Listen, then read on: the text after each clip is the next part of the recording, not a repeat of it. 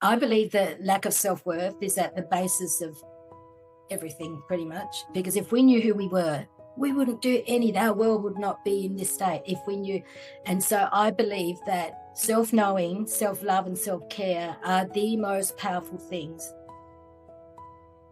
Once we get through the layers, like there's the layers of the life stuff, where to say that you can't speak or you're not okay, you came from Italy, you're a this and you're a that. The knowing of ourselves comes to working with those things and asking, is that really true? What's the deeper truth there? Is that really true? We come to see and we come to feel, we embody, wow, I'm much more than what I thought I was. All these synchronicities that happen, that didn't come from me. That just came from not me, the physical human me. There has to be a willingness to self-reflect. Like, I believe this, but is it really my belief? Or why do I believe this? Is it really my belief? Or is that what somebody told me, or that I'm seeing on the TV? But is it really what I believe? The most powerful thing that we can do for ourselves and for others and for our planet and for even being here is to self-love, self-care and self-know. That, I believe, is our journey.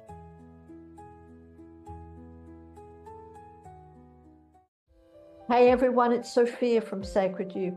Thank you so much for being here. A quick message before we dive into today's conversation. You may have been watching the podcast videos but have not had a chance to hit that subscribe button. So if you have ever gained value from our videos, from our conversations, it would mean so much to us if you would hit that subscribe button below right now, or even just give us a like. And what that means is not only does it allow us to grow our subscriber base, but it allows us to bring in more important guests for you to listen to. And you will be one of the first ones to be notified. So please hit that subscribe button and let's get started on today's conversation.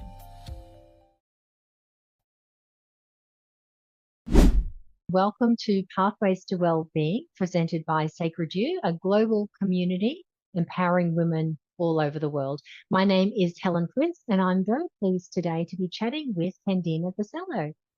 Nice to meet you, Candida. How are you? I'm fabulous. Thank you, Helen. Lovely to meet you too. And thank you so much for inviting me on your show. Thank you.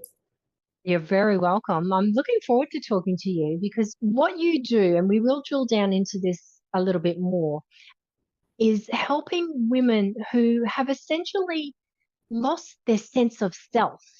And I think a lot of women are going to really resonate with this. I know that there was a time in my life after I had my kids, actually, where I didn't know who I was and I didn't identify with who I was. There was a real disconnect. And that's the sort of thing that you're able to help people with. Is that right? It is. But also I'd like to say it's not only women, it's men. And the disconnect can start very early in childhood. That's what I have found. I have a broad range of clients and a broad range of things that I use, like techniques and strategies and things that I use and modalities that I use. For myself, I think it started very early. I'm an immigrant from Italy in the 1950s. So I was 3 when we came from Italy, and that brought a whole range of things that a 3-year-old would absorb into the subconscious, and none of it was actually very good as such, if you're going to, not that I like to talk about good or bad, but life presents everybody with all sorts of different things. And generally I have found in my work that, I understand you were saying your major sort of that you were aware of, your disconnect came at a later stage, but often we carry these things with us from children, we don't know. And it's not until something doesn't work in our life that we start to think, why isn't it? And then we start to explore. That's really interesting you say that because, yeah, that's right. There has to be some sort of trigger to bring us into that awareness. Yes. And so talk to me more about that. You've been working with people for more than 30 years, so you've got a huge amount of experience in this field.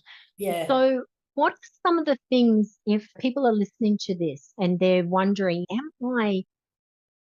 I guess we have an idea, but what are the sorts of things that indicate that you are perhaps starting to come into that realization or you're just not feeling yourself? Okay. So I can give you an example of some clients, a different range of clients. So one I'm thinking of is a young man. He came to me several years ago. He was 27, beautiful young man, but so riddled with anxiety and that he couldn't even make the appointment himself. But he did come to the appointment, but he was so anxious that he couldn't get out what it is he wanted me to do. Like I could see like the breathing, I could see all his breathing, and he couldn't get the words out. And so I had no idea how to help him right at that moment. So one of the things that I employ, which is magic, it's actually gold in magic, and I do this, like I'm also a yoga teacher, so I do it in my yoga class as well. I said, oh, let's call this guy Alex, okay? It's not his real name, but we just call him Alex. And you're probably familiar with heart-mind coherence meditation or not? Yes. But for people who are not, can you give a little bit of a description of what that means? So what we do is I just asked him to stop, close his eyes, and I asked him would he be okay to close his eyes and all of that, and he did. And so with slow breathing, I talked him through slow breathing and then shifting his awareness into his heart and touching his heart, because when we touch a part of our body, our awareness goes to it like straight away. And then to think of something that he was grateful for, anything that the first thing that came to mind, and then expand that feeling with each breath. And then expand that feeling like through his heart, through his body, and then from his body. And that process was magic for him as well, because from that, he was able then to tell me what he wanted from me and what he wanted for himself, for his life. So I don't want to labor that story, but what happened from there? So I had this beautiful young man from that point. Within 6, and he hadn't even gone to the movies on his own, right? Done anything, couldn't be in groups of people, couldn't do anything like that, but wanted to, and he wanted to have a life, right? Yeah. So coming from that point, and with various things that we did each week, and he came each week, and then we went to 2 weeks. Within 6 months, he had booked an overseas holiday, solo holiday, to 2 countries overseas. How phenomenal is that? Amazing. I know. So that's just one example. I love that. Yeah. But what we discovered in that was that the speaking thing, that was something back in childhood when he was about 4 or 5. Now, we couldn't get to that through normal the coaching process that I use. So I knew he was stuck. So I asked, would he be open to hypnotherapy? And he was. And through hypnotherapy, he remembered a teacher stopping him from speaking at some point. It was a harsh, I don't know, the children, we have a child's worldview at 4 or 5, which is not necessarily accurate, and we take it all on itself, right? Yes. And which is what he did. And from then, because I asked him, how long has this been going on? Oh, all my life. So it was by using also the hypnotherapy that we got to that, and then he was able to move forward, and from there, he was flying. So that's amazing. I love that. And I love that you've got so many tools in your toolbox that you can just pull out the one that is applicable for the person who is sitting in front of you. Yeah. And I think that is an incredibly powerful thing to be able to do. Yeah. And to be able to change his life. You set it on a completely different trajectory. I know. That's amazing. I know. He was such a beautiful soul, but he was so stuck. When you said, being stuck and not knowing who you were, but wanting to have a life, but not knowing how. Yeah. So that's just one. And I think, and I think a lot of people do get to that point. We don't necessarily know what we want. We're quite good at knowing what we don't want. But how do you find that way forward? And you've got lots of different tools that you help people to do that. So your typical client, is there a typical client? What are they essentially, where are they when they're coming to you? What's going on in their life where they're then finding you? All right. So often they don't come to me. This young man did for that reason. But often I find people come, like years ago, this lady came to me because when I started 30 years ago, I started as a massage therapist, as many of us do, that massage, then I moved, everything skyrocketed after that. So I will do a little bit of massage when it's necessary. Some years ago, this lady came to me and she wanted to have a massage because she said, I'm so stressed out. And I said, okay, that's it. oh, tell me, why are you stressed out? Normally, I think if you go to massage therapist, you're stressed. Okay, get on the table. But I found myself asking her these questions, and it just came. And then all this stuff came out about she was a biggish lady. She wanted to reduce weight. She wasn't happy with herself in that way. She had an autistic son. Things weren't great with her husband's family and her. And within a few minutes, and all she came for, as far as I knew, was a massage. Within a few minutes, all this thing came to light. I did give her the massage, but during that, I spoke with her and I said what was making her unhappy mostly was her weight. And I said, we can do hypnotherapy for that if you're open to it. Yes, great. But she also kept coming because of the drama with her husband's family and how to sort all that out as well. And then what got my attention was the autistic son, because she felt that they didn't want outside help with that. They wanted to try and manage it themselves. And I could see this little boy slipping through the cracks and not being able to manage life. Yeah. So I knew of a psychotherapist that worked with children. And so I told her about him. I said, would you be willing? He'll come to your home, which he did. She said, yes, he did. And then he not only worked with a child, but it was a whole family dynamic. So from her coming for just wanting a massage, and it's like, okay. That's fantastic, because you clearly have that open, safe energy that people feel comfortable to be able to open up to a complete stranger going for a massage. So I think that's a beautiful quality to have. And trusting your own intuition. I'm just going to ask this question because it's popped into my head. And trusting that, I think, is quite powerful as well in the realm that you work in. And, you know, the results speak for itself, how everything just unfolds the way it's meant to. And I love synchronicities like that. Yes, I know. Amazing. Yeah. So I have clients that come to me for things, because I actually do physical modalities as well. Like I do Bowen therapy, lymphatic drainage, acupressure, and I'm a Reiki master. So I run Reiki in training days. But a lot of people come for back issues and also knee replacements and cancer, like lymphedema from cancer and all of that. So I also treat, but within that, there's always something else. I will treat that, but then other stuff comes up. That's right, because everything is connected. Our thoughts, our emotions, our physical, everything has this little flow-on effect. And what you were saying before as well, it's also our environment that plays into it. It's fascinating. I love it. Yeah. And this might seem like a weird question, but I'm going to ask it anyway. That's okay. Go for it. Why is it so important for people to really put themselves and their well-being and their own happiness first and just reach out and do something about it? Why is that so important that we do it? And why don't we do it as well? I believe that lack of self-worth is at the basis of everything, pretty much. Because if we knew who we were, we wouldn't do our world would not be in this state if we knew.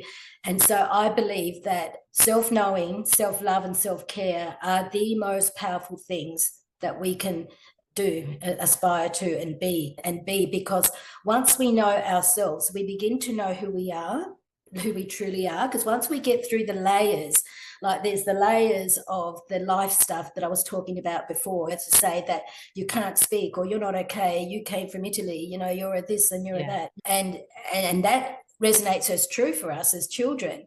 Once we can, the knowing of ourselves comes to working with those things and asking, is that really true? What's the deeper truth there? Is that really true?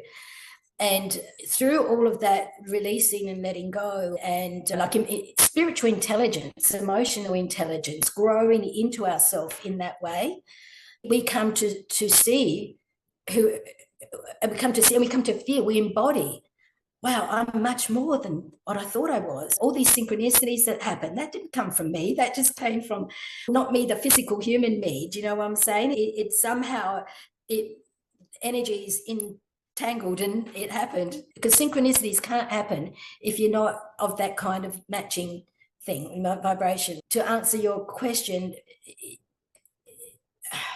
if we don't know who we are, if we don't get to know who we truly are, and there's various levels of that, right? And every level is just as integral and important as the other.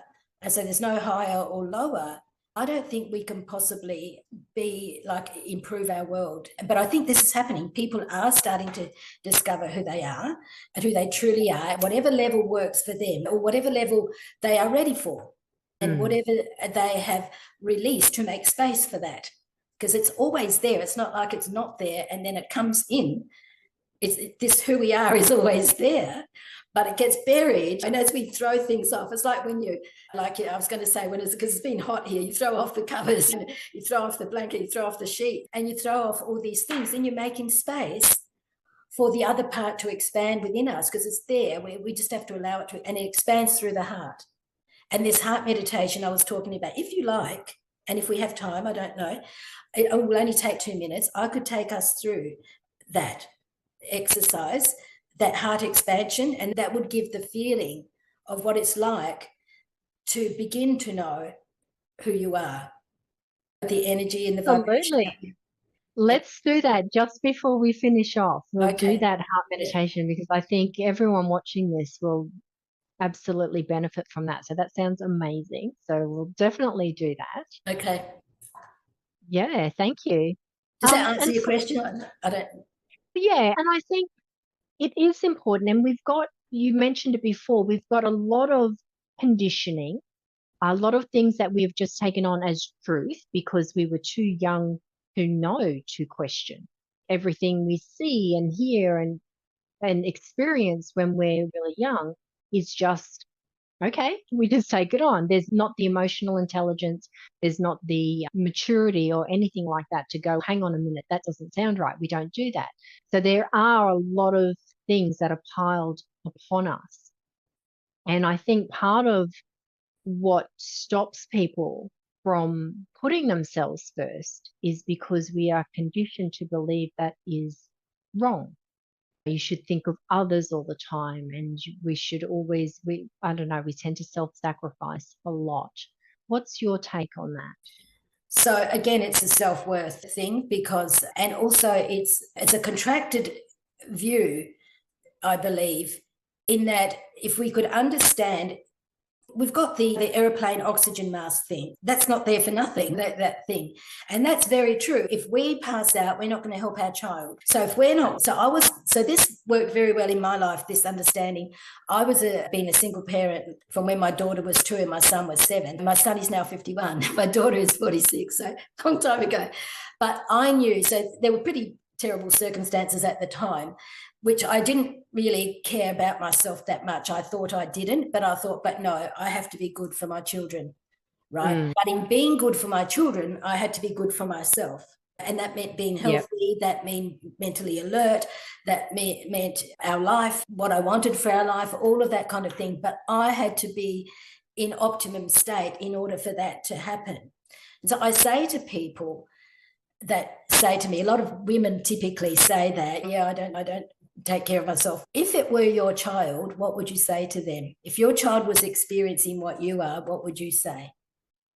Yeah. And that immediately turns it around. But it's inherently this lack of self-worth thing. And like you said, the feeling that it is wrong, being told things are right. A lot of that comes from religion, the religious upbringing and stuff. And I know I'm a Catholic survivor.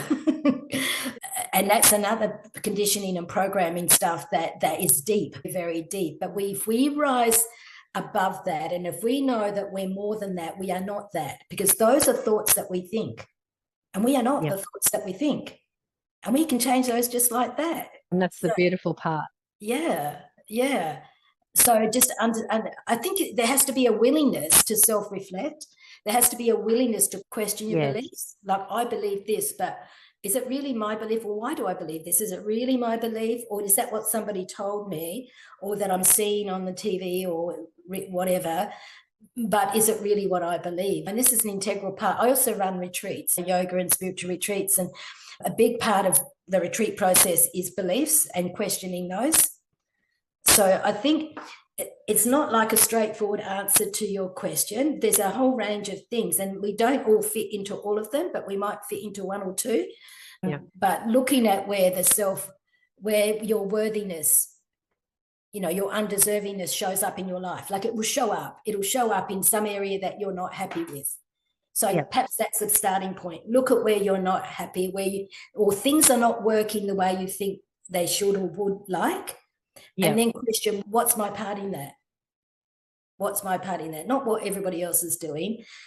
What's my role? What role am I playing in that? And I think that's a good starting point. Yeah, definitely. I think that's a great tip for anyone watching this, is because you need to have a starting point, because sometimes we can feel like, oh, it's too hard, don't know where to go. So that is a fantastic tip, having that awareness. And it's not about blaming, it's not about judging. No. It's having that really impartial view. And like you say, question. And if there's something in your life that's not working or you're unhappy, start there. And then, of course, there's people like you, and we'll have all your contact details below this video. People can reach out to someone like you who has this incredibly decades and decades of experience to help them, guide them through. Because that can be the other thing as well. I know certainly for myself, if I open Pandora's box, what's going to come out? And it can be quite scary. Absolutely. And this is where leaning on people with your experience to be able to guide them. Yes. And knowing that they are safe, but also feeling the safety that within the container, that when I work with people, they'll create like an energetic container of safety, because I think that's a big thing for all of us. It's either fear or love, right? So we're afraid and we're not safe for some reason, or we're not, and it's the love. It's a true honor actually to be working in this way. Oh, absolutely. Because I imagine it would be incredibly fulfilling to be able to, like, the people that you've talked about, your clients, to be able to see that young man not to be able to speak, and now he's traveling the world by himself. I know, yeah. That would just, your heart must have exploded. And every time, and this was years ago now, and every time I think about it, it's just happening. Yeah. Beautiful. Beautiful. So you gave us one great tip. Is there anything else that you would recommend to people who are watching this, who are thinking, what's the word that I'm looking for? Settle as well. Oh, my life's not that bad. Other people have got it worse. I know I used to do this anyway. I would make excuses. I would justify how I'm okay and I shouldn't be so ungrateful. I should appreciate what I've got and not want for more. Do you have any advice for people who might be in that sort of mindset to be able to break out of that, to take the step forward? Because you're saying we're always giving something. Are we giving happiness, or are we giving misery? Are we having a positive ripple or a negative ripple? And sometimes maybe we don't realize we're all role models. Yeah. One way to look at it is that we have a responsibility to the energy that we bring to our family, to our life, to our environment, because we are electromagnetic beings. Like the electro part is our thoughts go out in the form of photonic energy and waves and light, but they go out and they're powerful. And the magnetic is the emotions that we take in. Now, I think everybody knows what it's like to be in a room with someone that they don't understand why, but they cannot tolerate being around. Now, that is an example, a very clear example of how energy is. So if we are emitting the energies of dissatisfaction and unhappiness, we're going to feel unhappy at some stage, but it's about not staying there too long. One thing that I would really recommend to get yourself, because it's one thing to know these things, but to get yourself into a path of starting and doing, because in order to change, we have to do something. We have to do something to cause the change, right? So I would really recommend a morning routine, something that works for you every morning. And that routine, so an example of that, I do a whole bunch of stuff. Are we all right for time? But yeah, absolutely. I do a whole bunch of stuff, but just to condense it, a really important thing is gratitude before I open my eyes. Gratitude for the beautiful day ahead, and gratitude for the good sleep, whether it was a good sleep or not, it was still a sleep. Yeah. And gratitude for that. And then I choose to be happy that day. For example, I can choose other things, but I choose that today I will be happy, and make a choice. So we start. And then it's important, I think, to either to go outside if you can, or open a window or a door so that you're getting the morning freshness, and just breathe. And again, like the gratitude, and just feeling gratitude in your heart, which I will show us how that works when we do the thing at the end. And standing, if we stand like outside, if you don't have grass, whatever you've got outside, and with bare feet, so you're grounding, you're connecting to the earth. Right. And just something like the gratitude is most important, and you can build on that. Like another thing is like just move your body a little bit. I do a few yoga things, but you can do anything to get the energy flow. Like I could do a whole segment on what to do in the morning that would work on your body, your mind, and your spirit. But I know we're time constricted a little bit here. So let your imagination go, and what works for you. The important thing is the gratitude. Go outside, connect to the earth, and more gratitude. Yeah. And that will change you. If you do that every day, you'll feel the changes. And how long should people do that for? Again, it depends on the time that you've got. You can do it for 3 minutes. 5, if you can do 5. I do longer, but at this stage, I think most people can spare 3 minutes. Yeah, I do longer now because I have the time now, and I'm in a position now where I can organise my day. Like I'm not working for someone and I have to be somewhere at 8 o'clock in the morning, that kind of thing. But I have been there, and I still did it. Yep. I still did it. It needs to work for you. It can't be something that you're forcing yourself to do. Yeah, I think that's really important as well. Because if something works for somebody, that's fantastic. But if it doesn't work for you and it ends up being a chore, absolutely, then it's not going to work. And I love that because there is so much variety, and people can obviously get in contact with you. Yeah. And find out, what absolutely get some ideas and find out what's going to work for them. And I love what you said before, that it is a choice. You get to choose in every moment. Indeed. If I'm going to be happy. And obviously we're not happy 24/7. That's unrealistic. However, we get to choose how long we stay unhappy as well. Exactly. And when that actually sunk in, it was like the most empowering feeling that I think I've ever had. That, what do you mean I get to choose? Yes, it didn't make sense before, but when it really clicked into place, it was so incredibly freeing. Yes, liberating. Well. Yes, and that unhappiness is there to tell us something. Like our feelings and emotions carry information. They're there to say something's out of balance here. You need to pay attention over here. Have a look over here. And because we're unhappy, we look at why we're unhappy. Or that's what it's there for. But sometimes we don't. But nothing's for nothing. Everything has purpose. Exactly. And then make a change. You've got to take an action. You have the choice. You can choose to or not, but at least you've chosen. Yeah, exactly. And giving up is a choice as well. Yes, and everything's okay. It's whatever you're ready for. That's right. That's right. You don't have to be or do, or it doesn't have to look a certain way. I think that's really beautiful as well, because we're not all the same.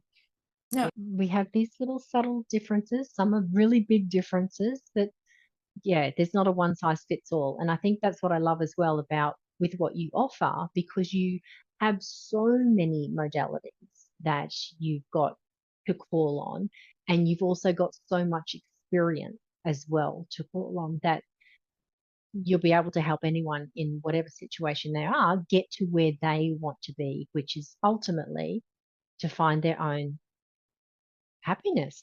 Thank you for saying that, because one of the issues that I have, because I do such a broad range of things, and I hear of the advertising marketing people saying, oh, you've got to narrow it down. You've got to narrow it down. Who's your target audience? And everyone's my target. And it's, what am I going to do? How am I going to do this? So thank you for recognizing that. Yeah. That's okay. And look, it's one of those things. And yeah, I get it with the marketing. We need to be speaking, but this is where you can have one ad speaking to this particular person or speaking to this particular feeling or keeping it a little bit broader. Do you just want to feel happy? Do you feel lost? Do you want to feel reconnected? Those sorts of things. I don't know. I think a lot of people will resonate with that. And I think there are a lot of people actually looking for a solution as well. They may not necessarily know what it is, but the fact that you're looking for something, you will attract it. And so the Yes. people who need to see this will absolutely see this. Yeah. Excellent. Yeah. Lovely. Yeah. All right, before we do that meditation, is there anything else that you would like to add or leave the audience with? Just to reiterate, and even if it doesn't make sense to you right now, but perhaps it will later, that the most powerful thing that we can do for ourselves and for others and for our planet and for even being here is to self-love, self-care, and self-know, to make that I believe is our journey. Yeah.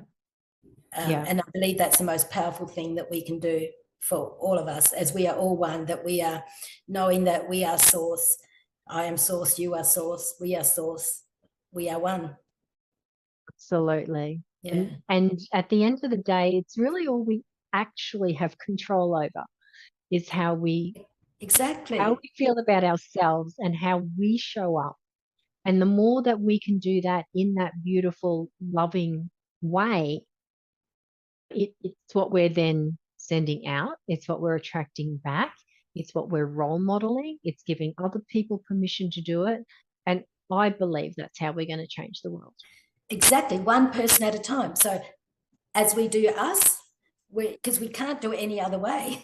We can't do No, it as. we've all tried to change people, Yeah. and we all know what it's like when people try to change us, and Yeah. we don't like it. Yeah. So it works both ways. So let's just get our own house in order, and everything will work out from there.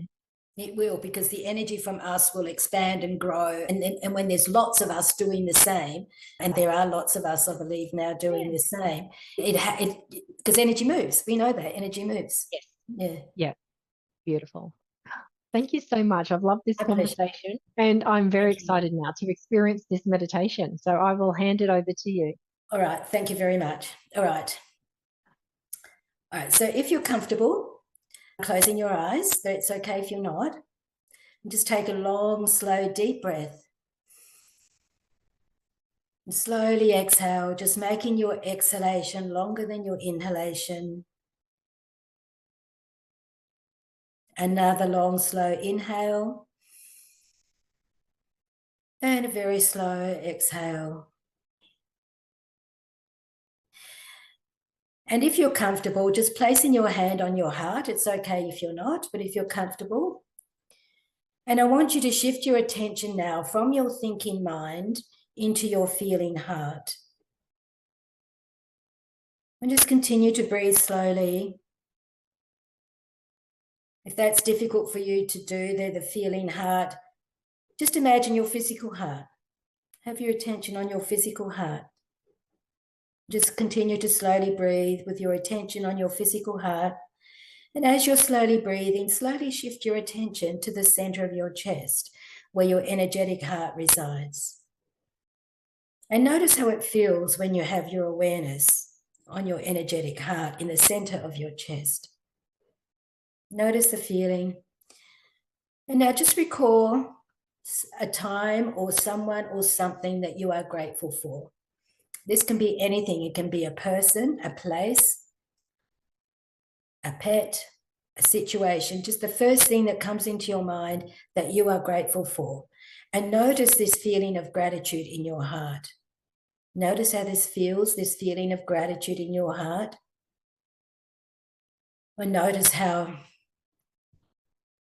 it is starting to expand into joy. So you have gratitude and joy in your heart. And with each breath, expand this feeling of gratitude so that it fills your heart.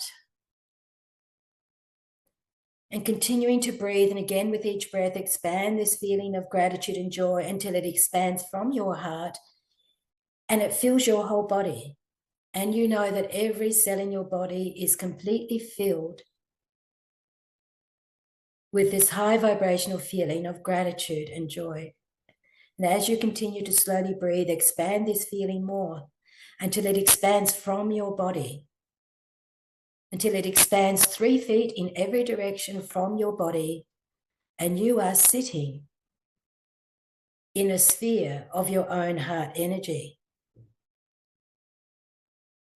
And just take a moment now to notice how this feels for you, sitting in your own heart energy.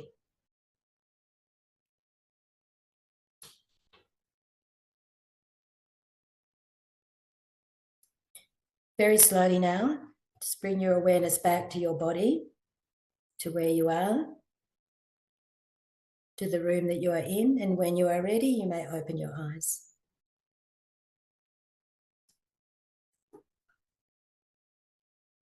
That was lovely. It is, isn't it? It's like a magic formula. And I didn't make that up. Like, I don't take credit for that. That I learned that the first person, I don't know if you're aware of Greg Braden. He's an amazing man. He's a scientist and a spiritual teacher and all of that. So just to say I didn't make that up, but I use that all the time. Yeah. That was beautiful. That was beautiful. And anyone watching this, save this recording and just, play that as replay it. as, Yeah. because I don't even know how to describe how I'm feeling. I just feel good. I know. You've expanded, like it feels, and like nothing, there's no problems, everything's great. And to do that Right. every morning, Yeah. do that every morning, imagine, how your day will go. Start your day on a high. That's beautiful. Mm. Yeah. And I can imagine using that at multiple times throughout the day. Absolutely. Yes, as many times would be fabulous. Yeah. Thank you so much. That was My a pleasure. beautiful gift. I really appreciate it. That was My pleasure. lovely. It's my absolute pleasure. Thank you so much. I really have enjoyed our conversation. And anyone who's wanting to really connect with themselves and getting to that love space, that self-love space, I really would urge them to reach out to you and have a conversation and just see where it takes you. Thank you Because at so the end much. of the day, we're here to enjoy our lives. And if we can spread that love and joy to other people, that's the sort of, I want to say infectious, it's not the right word. That's the ripple we want to have, that beautiful, positive, loving ripple. And we'll change the world. Absolutely. Thank you so much, Helen. I've loved speaking with you. It's been fabulous. You're welcome. Thank you. My pleasure. Candida Vassallo's final reflections are a heartfelt reminder.